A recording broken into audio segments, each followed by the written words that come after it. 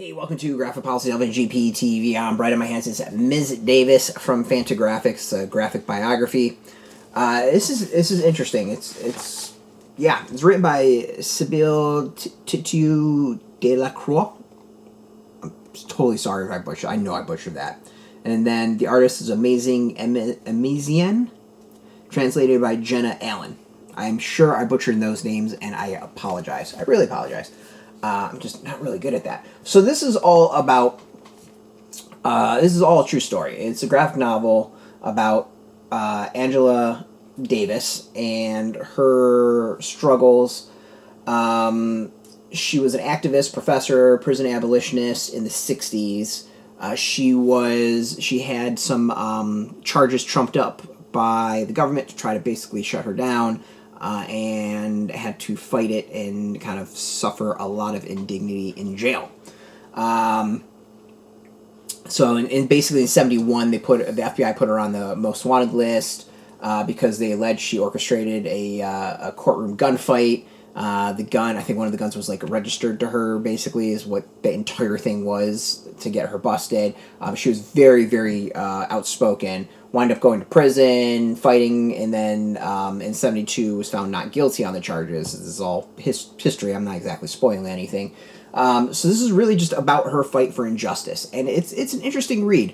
It dives into her childhood and kind of what she experienced and saw and grew up with, and the world that she evolved in, and then her education, her learning about different philosophies, her kind of falling into communism and what she learned there, and her work around and with that, and then eventually her work with the Black Panther Party and some other organizations, kind of in that space, I guess we'll call it.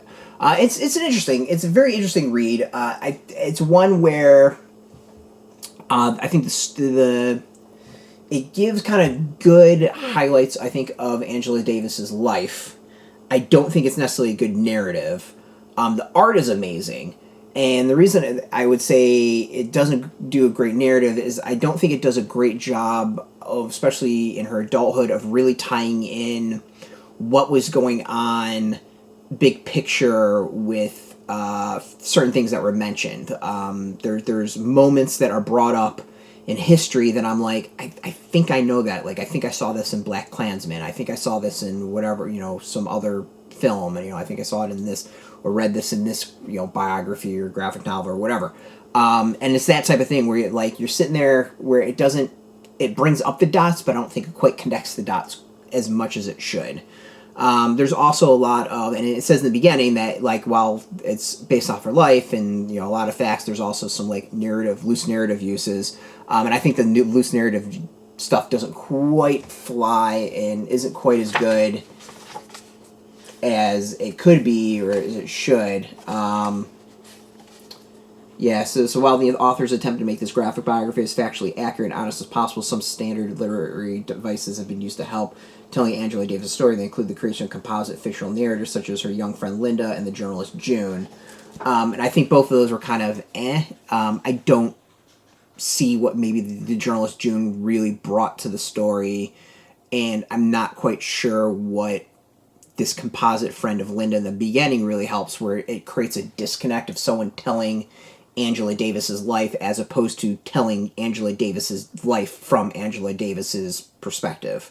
So those things I think are a little odd, but overall, it's good in that it introduces this very important political person, this very important historical person to people who might not know, like myself, or might not know, who just know the basics, like myself, and get them to go and check out other things. So in that way, it's good. But I think narratively, it falls a little short. As I said, the art is amazing. The art is absolutely gorgeous. It is, a lot of it's very evocative, it will get you to pause, to look. At no point do I will call it, really shocking, but it's just it's good. I think it's really, really good, and you know, it takes things to extremes at some point. You're like, you know, I don't think kids really showed up in a driveway dressed as Klansmen, but you know, it shows the point of like, you know, these are people not welcome in their neighborhood. You know, also has some interesting stuff on like side stuff about like Reagan, and some interesting stuff about COINTELPRO. So it's a good place to start, I think, in a lot of this history, but I'm not quite sure it really does overall justice to the story. Like this, I think this is an amazing spread, absolutely amazing spread.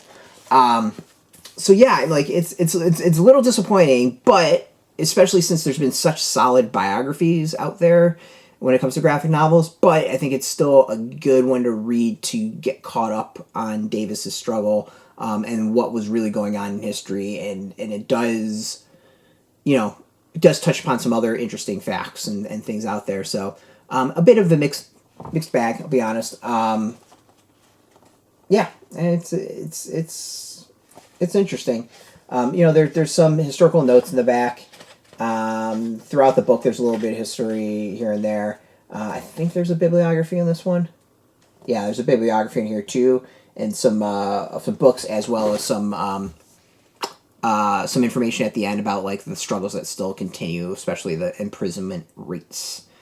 So yeah, overall interesting, really, really interesting. You can get yours out in shops now. We've got a link beneath this video. Put in your zip code, tell the comic shops near you. No shop, no problem. We do have some links where you can purchase your own. There'll be affiliate links, so we get a small percentage. By doing that, you'll support our site.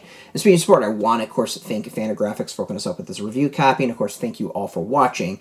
If you're into graphic novels, if you're into comics in general, check us out every single day at graphicpolicy.com. We're on Twitter, Facebook, YouTube, Tumblr, Instagram, TikTok, Mastodon, Graphic Policy, keeping it nice and consistent. So, until next time, keep fighting the good fight. Keep it geeky.